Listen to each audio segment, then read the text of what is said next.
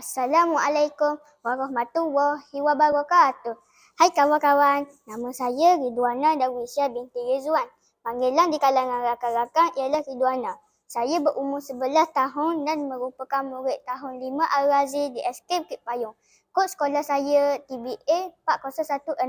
Saya mempunyai 5 orang adik-beradik. Nama ayah saya Rizwan bin Saad. Beliau seorang pemandu lori. Ibu saya pula bernama Rozaini Nazira binti Muhammad Yusuf.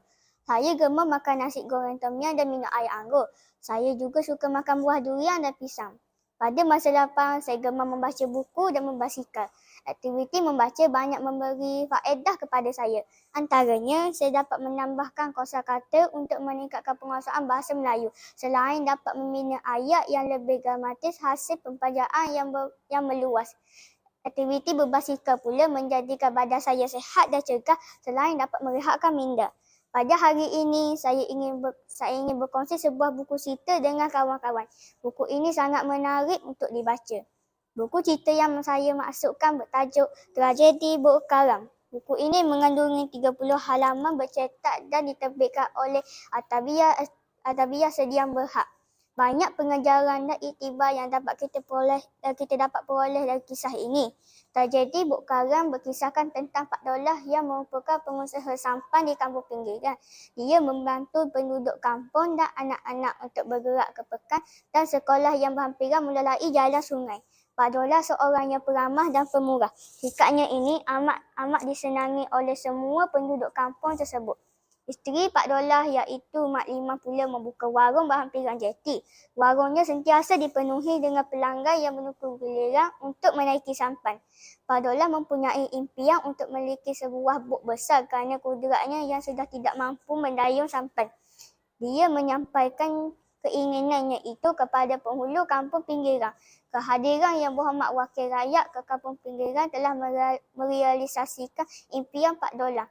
Dengan adanya bot baru yang lebih besar dan selesa menggunakan enjin sangkut, pergerakan penduduk menjadi lebih cepat. Setelah beberapa tahun menggunakan bot tersebut, terjadi bencana yang menimpa Pak Daulah. Botnya karang di tengah sungai akibat terlanggar sebatang kayu. Penumpang yang panik menyebabkan bot tidak stabil lalu sengit sehingga air masuk ke dalam bot. Orang ramai yang ternampak kejadian itu segera memberi pertolongan.